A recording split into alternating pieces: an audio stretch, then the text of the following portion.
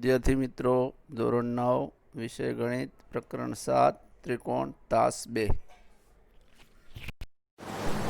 વિદ્યાર્થી મિત્રો, આપણે પ્રકરણ 7 ત્રિકોણ હવે પ્રમેય 7.1 બા પૂર્વધારણા. આ પ્રમેયને આપણે સાબિત કરવાનો નથી, ફક્ત એની પ્રતિજ્ઞા સમજવાની છે. અથવા બાકુબા પૂર્વધારણા લખો તો આ પ્રતિજ્ઞા આપણે લખવાની. અહીં આપણને બે ખૂણા આપ્યા અને એક અંતર્ગત બાજુ, એટલે કે એક ત્રિકોણના બે ખૂણા અને અંતર્ગત બાજુ એટલે ત્રિકોણ એબીસી માં ખૂણો એ અને ખૂણો બી. એ અને બી ની અંતર્ગત બાજુ થશે એબી. અનુક્રમે બીજા ત્રિકોણ એટલે ત્રિકોણ DEF માં ખૂણો ડી અને ખૂણો ઈ ની અંતર્ગત બાજુ DE સમાન હોય તો આ બે ત્રિકોણો એકરૂપ છે. હવે આકૃતિ ઉપરથી કે આપણને આપ્યું કે બે ખૂણા અને અંતર્ગત બાજુ એટલે ત્રિકોણ ABC અને ત્રિકોણ DEF માં ખૂણો A બરાબર ખૂણો D, ખૂણો B બરાબર ખૂણો E અને AB બરાબર DE હોય તો ત્રિકોણ ABC એકરૂપ ત્રિકોણ DEF થાય, કે જેને આપણે બાકુબા પૂર્વધારણા તરીકે ઓળખીએ છીએ અથવા તો પ્રમેય 7.1 ની પ્રતિજ્ઞા તરીકે પણ ઓળખીએ છીએ. હવે બીજી છે એકરૂપતાની બાકુબા શરત. અહીં આપણને એક ત્રિકોણના બે ખૂણા છે અને એક બાજુ.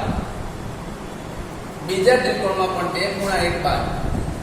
જો ખૂણાની બે જોડ અને અનુરૂપ બાજુઓની એક જોડ સમાન હોય તો તે ત્રિકોણ એકરૂપ હોય, કે જેને આપણે બાકુબા શરત તરીકે પણ ઓળખીએ છીએ.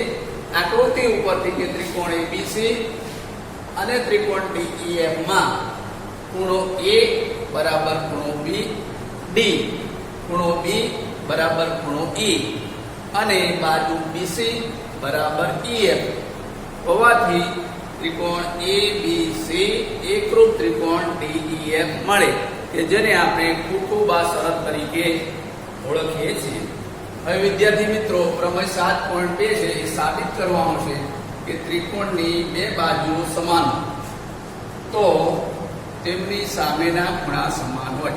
એટલે કે આપણને ત્રિકોણની બે બાજુ સમાન હોય એટલે આપણે ત્રિકોણ ABC માં AB બરાબર AC તો તેમની સામેના ખૂણા એટલે AB બાજુની સામેનો ખૂણો C, AC ની સામેનો ખૂણો B થશે. તો સાધ્યમાં આપણે સાબિત કરવાનું છે કે ખૂણો B બરાબર ખૂણો C. એટલે પક્ષમાં આવશે ત્રિકોણ ABC માં AB બરાબર AC અને સાધ્ય ખૂણો B બરાબર ખૂણો C. હવે સાબિતી કે ત્રિકોણ ABC માં ખૂણા A નો દ્વિભાજક દોરો કે જે રેખા BC ને D બિંદુમાં છેદે.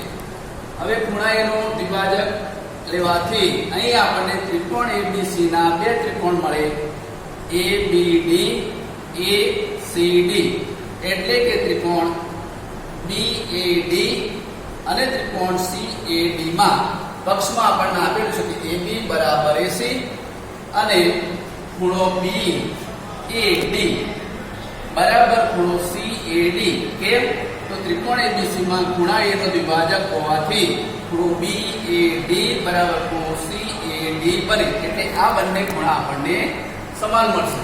માટે અને ત્રિકોણ ABD અને ત્રિકોણ ACD માં AD એ ત્રિકોણ ABD માં પણ છે અને ત્રિકોણ ACD માં પણ છે. એટલે કે રેખાખંડ AD એ આ ત્રિકોણમાં પણ છે બાજુ અને આ ત્રિકોણમાં પણ છે.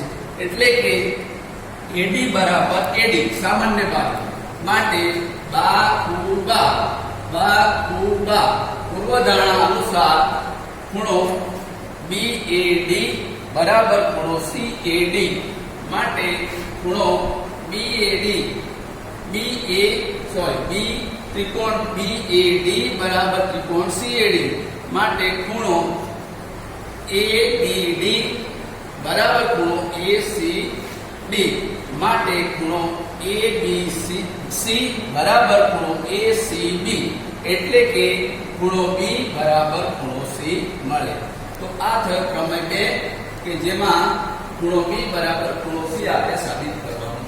હવે આ પ્રમેયનો પ્રતિપ્રમેય એટલે કે ત્રિકોણના સમાન ખૂણાની સામેની બાજુઓ સમાન હોય એટલે પક્ષમાં આવશે કે ત્રિકોણ ABC માં ખૂણો B બરાબર ખૂણો C, તો B ની સામેની બાજુ AC થશે અને C ની સામેની બાજુ AB, એટલે કે સાધ્યમાં આવશે AB બરાબર AC સાબિત કરવાનું છે.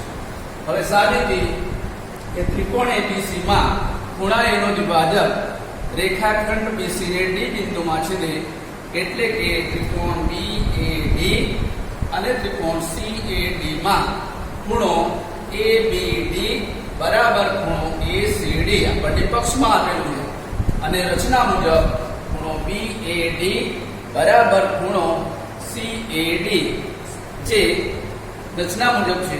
માટે અહીં બે ત્રિકોણ ABD ACD માં રેખાખંડ AD એ સામાન્ય બાજુ છે એટલે કે AB બરાબર AD. માટે એકરૂપતાની ફૂબા શરત અનુસાર ત્રિકોણ BAD એકરૂપ ત્રિકોણ ACD એટલે કે AB બરાબર AC. તો આ વિદ્યાર્થી મિત્રો પરીક્ષામાં આપણે ફક્ત પ્રમેય 7.2 પૂછાશે પરંતુ તેનું પ્રતિપ્રમેય છે પૂછાશે નહીં. એટલે પ્રમેય 7.2 માં પક્ષ સાધ્ય અને સાબિતી આકૃતિ ઉપરથી સાબિત કરવાની રહેશે.